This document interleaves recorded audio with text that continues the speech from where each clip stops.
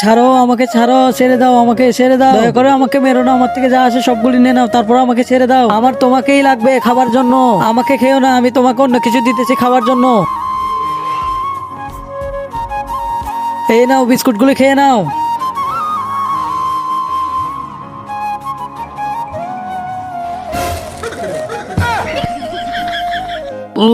আরে বেড়া, এটা কি দিছস তুই আমাকে?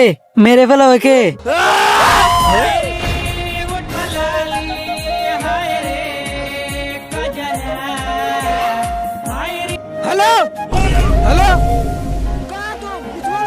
আরে বাবা ভয় পেও না, এই মোবাইলটা এই ছেলেটার।